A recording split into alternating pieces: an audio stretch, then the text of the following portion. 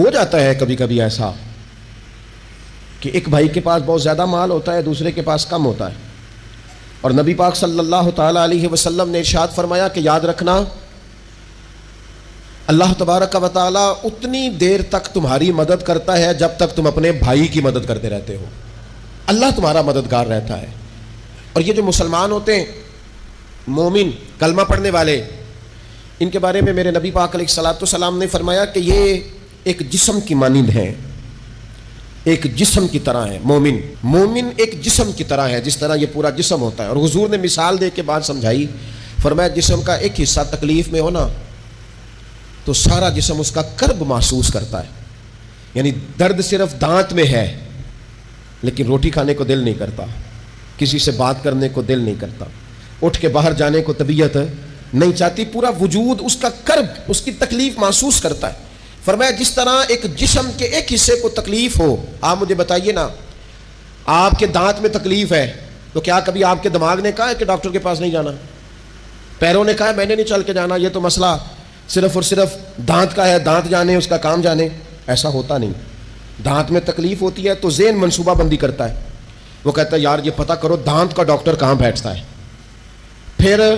آپ کی زبان ہلتی ہے، معلومات کرتی ہے، پھر آپ کے پیر چل کے وہاں جاتے ہیں، اور پھر آپ اپنے دل سے ما فی ضمیر وہاں بیان کرتے ہیں، پھر آپ اپنا کمایا ہوا سرمایہ خرچ کرتے ہیں۔ بھئی ایک دانت کو تکلیف ہے تو رہنے دو، سارے جسم کو کام میں کیوں لگایا ہے؟ تو معنی یہ ہے کہ جب جسم کا ایک حصہ تکلیف میں ہو، باقی سارے سپورٹ کرتے ہیں تاکہ وہ ٹھیک ہو جائیں۔ تو حضور نے فرمایا میرے سارے مومن ایک جسم کی طرح ہیں۔ سارے مکے سے ہجرت کر کے مدینے آئے، گھر بار پیچھے رہ گئے، جائیدادیں پیچھے رہ گئیں، کاروبار پیچھے رہ گئے، حضور نے فرمایا تم بھائی ہو۔ لیکن وہ صحابہ تھے نا، انہوں نے بھائی بھائی اپنے آپ کو صرف تقریروں میں نہیں سمجھا تھا، انہوں نے اپنے آپ کو بھائی بھائی صرف محفلوں کے نعروں میں نہیں سمجھا تھا،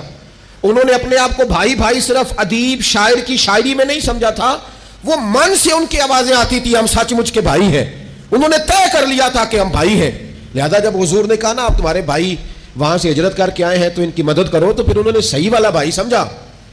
دھاگا رکھ کے اپنا گھر تقسیم کر کے آدھا اپنے بھائی کو دیا، کاروبار بانٹ کے اپنے بھائی کو دیا، جس کے پاس 4 اونٹ تھے اس نے 2 اپنے بھائی کو دے دیے، چلتے کاروباروں میں بھائیوں کو شریک بنا لیا۔ انہوں نے انہیں اس طرح کر کے رکھا کہ پھر وہ جو مہاجر تھے وہ مہاجر رہے ہی نہیں،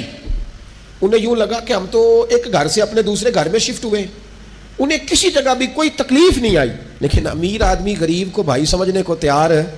ہوتا نہیں، تگڑا بندہ چھوٹے کے قریب جانے کے لیے راضی ہوتا نہیں۔